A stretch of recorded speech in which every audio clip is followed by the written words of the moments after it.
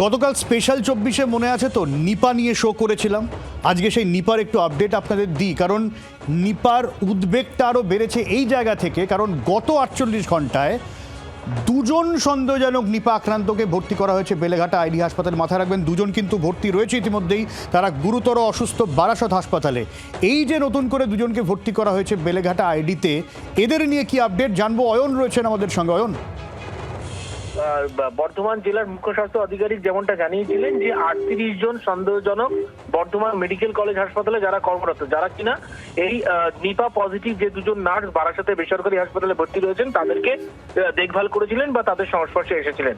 এবার এই যে 38 জনের মধ্যে দুজন, এদের মধ্যে একজন হাউস স্টাফ রয়েছেন, তাদের একেবারে ছবি সরাসরি জি 24 ঘন্টা দর্শকরা দেখেছেন।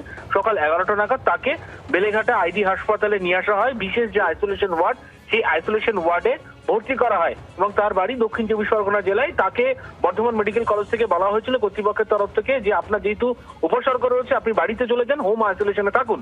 কিন্তু দক্ষিণ চব্বিশ পরগনায় বাড়িতে ফিরে আসার পর অসুস্থ হয়ে পড়েন, তাকে আজকে সকালবেলাতে ভর্তি করায়। পাশাপাশি তোমাকে জানিয়ে রেখি, যেমন সূত্র মারফত খবর যে গতকাল রাতে আরো একজন নার্সকে ভর্তি করা হয়েছে, তিনিও নাকি এই যে নিপা পজিটিভ যারা নার্সিং স্টাফ যিনি বর্ধমান মেডিকেল কলেজে ভর্তি ছিলেন তার সংস্পর্শে এসেছিলেন। এমনই ভাবে দুজন সন্দেহজনক ইতিমধ্যেই ভর্তি রয়েছেন এবং তাদের নমুনা ইতিমধ্যেই কল্যাণী এইমসে পাঠিয়ে দেওয়া হয়েছে এবং সেখান থেকে নিয়ম মতো স্বাস্থ্য দপ্তরের নিয়ম মতো পুনে এনআইবিতে পাঠানো হবে এবং সেখানে খতিয়ে দেখা হবে। তার মানে টেকনিক্যালি অয়ন, একজন পজিটিভ নিপা আক্রান্ত এখনো পর্যন্ত এবং 3 জন এখনো পর্যন্ত সন্দেহজনক রাজ্যে, তাই তো?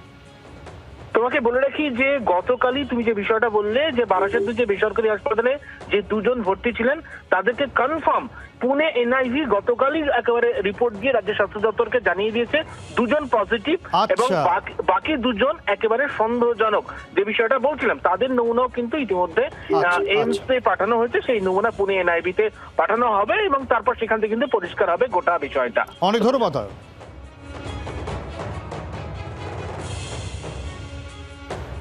ফলে বোঝা যাচ্ছে বারাসতের ওই 2 নার্স যারা হাসপাতালে ভর্তি রয়েছেন তারা নিপা আক্রান্ত এবং এর উৎস সন্ধানে কোথা থেকে তারা নিপা আক্রান্ত হলেন স্বাস্থ্য দপ্তর সেই চেষ্টা করছে। আক্রান্ত হওয়ার আগে 1 মাসের ট্রাভেল রুট ম্যাপ নিয়ে এখন খোঁজ শুরু করা হচ্ছে। এই কেন্দ্র এবং রাজ্যের জয়েন্ট আউটব্রেক টিম গতকালই স্পেশাল 24-এ জানিয়েছিলাম কারা কারা রয়েছেন। তারা এটা খোঁজখবর করছে, কারণ পূর্ব বর্ধমানের কাটোয়ার বাসিন্দা ওই 2 নার্স এবং 14ই ডিসেম্বর কৃষ্ণগঞ্জ ব্লকের শিবনিবাসে বেড়াতে গিয়েছিলেন। নদিয়ার একটি লজে বেশ কিছু সময় কাটিয়েছিলেন।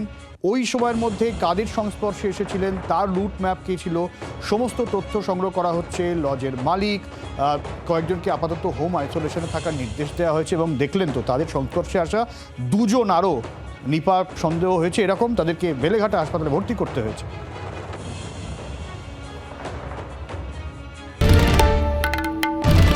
বাংলার আওয়াজ, বাঙালির আবেগ, জি 24 ঘন্টা।